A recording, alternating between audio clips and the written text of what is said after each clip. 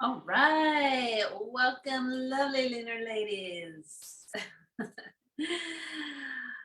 Wow, what day is it? Wednesday. Happy Wednesday evening. I'm so excited to come to you live and come to you live more often. I had this wonderful meeting with Sherry Cluck Taylor, who's the goddess of amazing ideas. And she shared with me intuitively what she was seeing for our community. And I'm so grateful for that. So we have a new plan. We're going to be going live in the evenings with some daily doses of what's up.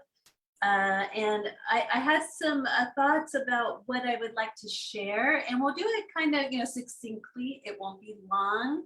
It'll be kind of a fun respite before you go to bed at night to check in and see what's going on in the cosmos. So for those of you who are new to the Lunar Ladies Facebook community group, thank you so much for being here. I'm Shannon Murray. I'm the owner and operator of Lunar Ladies, and I'm the one pointing you towards the stars, helping you understand your natal astrology chart, putting it into action so that you can live the best life possible, knowing what the environment is, what's happening in the environment around you, so that you can, get your tools, know what's happening, be able to separate, is this me, or is this the environment that I'm a part of, and then how to move forward through that with ease and grace. More ease, more grace. That's my modus operandi. How can I make it better? Because each day is meant to be celebrated, although when we do have difficult times, that's another time in our life, which are opportunities to grow.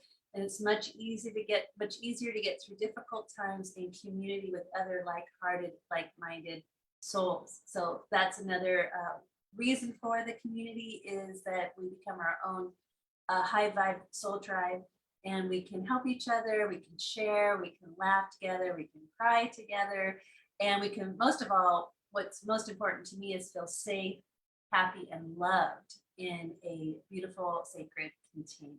And so that's what Lunar Ladies is. And so I'm moving forward with coming in to the evenings. And it's so funny. I laughed myself and actually was chatting with Jackie Benkowski, and I was like, oh, wow, that makes sense. I should be going live in the evening since I'm talking about the moon and the stars.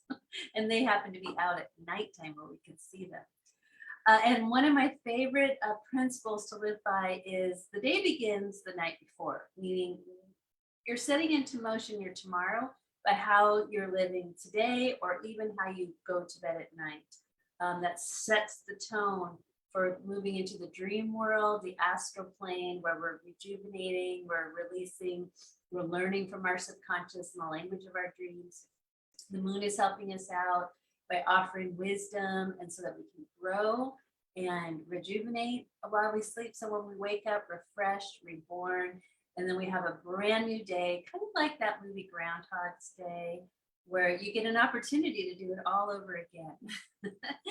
All right, so I just wanted to basically come in, and we'll take a look at the current energies. And I'm going to be doing this over and over. So my hope is that for you, you'll get very confident in learning how to do it for yourself. So I'll show you, I'll share my screen, I'll show you what I'm doing. And it's helping to build your astrological vocabulary. It's helping you get confident and cool with your natal chart, to get a sense how to use that as a tool for knowing what's going on in your life and in the world. But first, let's check in about the lunar eclipse we just had on Sunday night, early Monday morning for some on the East Coast and in Europe. So it's a big one. I had to take all of Monday off to integrate. Well, I happen to have had the lunar eclipse exact my natal Neptune, which is retrograde in Scorpio, in my 6th house of health and wellness, being of service. So it was I'm taking a really powerful journey with Lainey Love Dalby in her Sacred Sisters Rising Mystery School. So we did a lot of work, and I needed Monday to really go, wow, what was that? So So I'm curious, how are you all doing in regards to the lunar eclipse? How did it feel for you? Because Scorpio, the sign the full moon was in, and what was eclipsing in your chart, your Scorpio ruled house, is deep, deep, deep, deep, deep emotions. It's how you really, really feel. It's where you are able to open up to intimacy, trust, and passion by having good, strong, healthy boundaries. It's like knowing yourself, your worth, your value, and then applying that and bringing that into all your relationships if you want to go further and develop trust and intimacy with another person. So that's the Scorpio vibe. And depending on if you have natal planets there or what house it rules for you, it will be eclipsing or helping you clear old debris and replace it with your more empowered state of self. Now, what made this eclipse pretty interesting is that it was traveling with the South Node in Scorpio, which means the collective is having a dark night of the soul. And so when we look at what happened over the weekend, especially when we have events in the media like mass shootings and really hardcore trauma happening during these alignments, it's a really powerful time to stop and take notice. What is that? What's happening? Where's it happening? Who's involved? What's the narrative? What's going on? And of course, we always send our love and our prayers and compassion to those who are suffering or who are going through trauma at this moment, whether directly or indirectly from family members and friends. And so we just take a moment to pause and send love to those in need. And that's how you embody your earth angel power. Okay. So, so during this eclipse, it was pretty powerful. And Scorpio deals with death and dying, right? So some of us have lost loved ones quite recently, maybe shockingly. So we really want to be tender and loving in regards to those who are going through love and loss and grieving. So we have Mercury retrograde and Pluto in retrograde during this time. So, we really want to be slowing down, paying attention. But Scorpio says, really come into your sacred womb, feel what you feel. Don't deny what you feel, validate how your emotions, take a breath before reacting. And when you do, you can respond with wisdom and empowerment. So that's what's being cleared in the collective. So that's what we're going to take note. But really where we're going, this is a powerful week, right? At this time during the year, when we have the full moon in Scorpio or in the final degrees of Taurus where the sun's moving through, it's called the Pleiadian lineup. And this is what Irma K. Sawyer has coined so beautifully as Starseed Christmas. So this is when the sun is moving the Pleiades, and you might have seen my soul sister, Linda Light, sharing a beautiful photo of the eclipse moon with the beautiful blue stars of the Pleiades. And so that's where we are. This is the time in Buddhism when the birth of the Buddha is celebrated. So it's called Wesak, and it's a really holy time. So we're in a holy week from a very cosmological perspective on the planet. So we want to take notice, we want to tune in, want to become a part of that. So in the final degrees of Taurus is where the Pleiades are, from 25 to 29 degrees Taurus. So you can find that in your chart and go, wow, where are the Pleiades happening in your chart? For me, it's in my 12th house, which I love because the 12th house is the house of the cosmos. So it's a good reminder for me to tune in, be listening, and especially during a Mercury retrograde, we want to be listening, right? We listen during these times. Okay, so another big thing happening while during this eclipse season is that, all things Aries is lit on fire with the presence of Jupiter moving into Aries. Venus is there, Chiron, the wounded healer.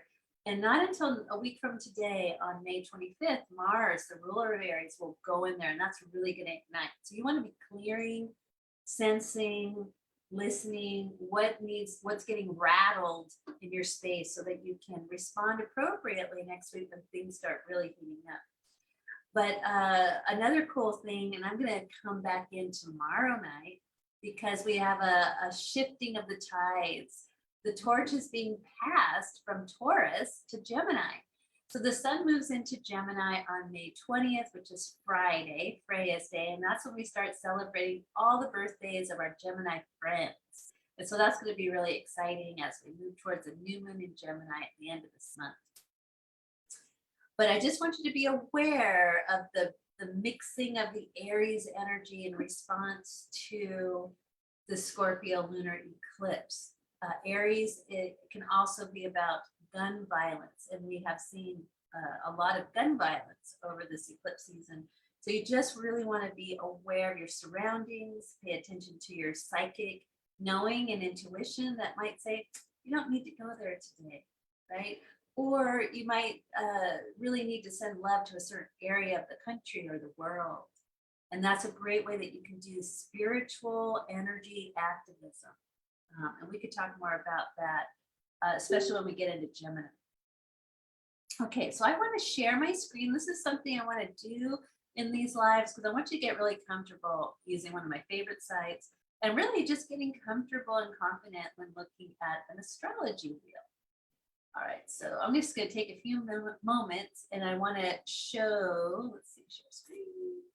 I want to show you all the cool things you can do for free. Astro.com. I love Astro.com. So it has articles, you can get a free birth chart, you can learn about yourself. There's all kinds of things. But this is the section I'm going to be using, current planets, and they show you a chart of the moment. So when you click the chart of the moment, and I will make it bigger so we can see it. So this is based on where I'm living in Alameda, California. So it's based on Pacific Daylight Time. And it shows me what's happening in the cosmos. And notice that we have a cluster of planets on one side of the universe of our known solar system or zodiac wheel.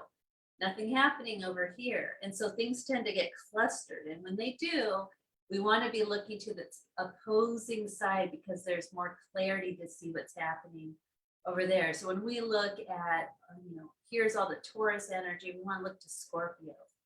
Here's all the Aries energy, we want to look to Libra. Here's all this Pisces energy, we want to look to Virgo. And here's this Aquarius energy, we want to look to Leo. All right, so right now, this is how I always like to start. First, I like to go, okay, what's rising in the east? And so everything's moving from east to west, right? So the zodiac wheel is moving this way, counterclockwise, or clockwise rather. So right now in California, we've got 14 degrees Scorpio rising. And so the south node, the polarity point of our evolution is rising in the east. So this is what's becoming right now. So we were just talking about the Scorpio lunar eclipse, and now we've got Scorpio rising. So if I was giving birth to a baby right now, my baby would have a Scorpio rising. And then the next place I like to look is where's the moon? Because the moon is closest to Earth, where we are. So we kind of look from closest planet, which has the heaviest influence, then looking out. So here's the moon at 8 degrees Capricorn, which is in a sextile to the lunar eclipse in Scorpio, as well as the south node, still holding its same degree as it was on Sunday night. And this is much more a softening of this energy because it's in what's called a synergy or synergistic aspect, a relationship to that lunar eclipse. So we have it in Capricorn, but the moon's not that happy in Capricorn, only because it's as far away as of its home sign of Cancer. So, but we make do. This helps us kind of get more deeper into our wisdom. It's a more mature thinking energy. And so we can kind of take a collective breath together from the empowering kind of fiery energy over this weekend and week. And then the moon's going to head towards Pluto probably by tomorrow night. And we'll have what's called an occlusion of Pluto or the moon occulting Pluto. Pluto likes to be occulted. It rules Scorpio, modern day ruler. So that's another great time tomorrow to do some oracle card reading or studying your natal chart. or consulting the pendulum or the runes, right? Or I Ching.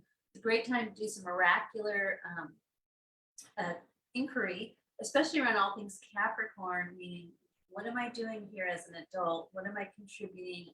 How am I achieving my goals? So you can do some business, career checking in, what's going on, what's the energy. All right, so that's kind of the main focus. And then of course we look to the sun, which here in California is about ready to set. And if I look to the west at sunset, I'll know that the Pleiades are setting, right? Because here's the Pleiades right here. Then we have the North Node, and then Mercury retrograde is, going to catch up with the sun soon, and we'll have what's called an inferior conjunction, which starts a new cycle of manifestation when you know how to operate with the power of Mercury. But right now, which is really interesting, is Uranus is right on the descendant. So Uranus is ruling this moment to me, asking you to open your crown, reflect by acknowledging the beauty on the planet at sunset, right? Or wherever you are right now, go outside at some point before bedtime and acknowledge the beauty of the planet. That's going to strengthen something internal of your ability to be self-reliant and abundance. Give thanks, and that will attract abundance into your nighttime, which sets you up tomorrow. So that's kind of a fun, quick read on taking a look at the chart at the moment. Then we would look to the inner planets, Mercury, Venus, and Mars. And I'm going to put in some of my free cheat sheets as guides so that you can, to help you start looking at your natal chart and understanding what these symbols mean. So I'm going to update that tomorrow for you.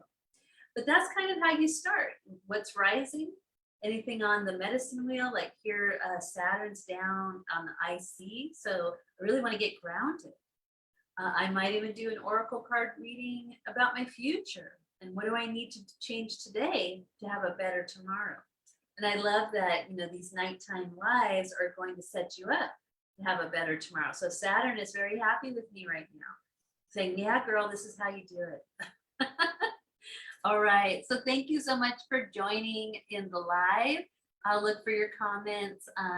We're going to do these nighttime homeopathic doses of astrology so that you can head into the astral, meet your higher self and guides, get your downloads, wake up refreshed in the morning. Tomorrow I'll be back again around this time, and we're going to start talking about the sun moving into Gemini. All right. Until then, see you soon. Sweet dreams, and have a good night.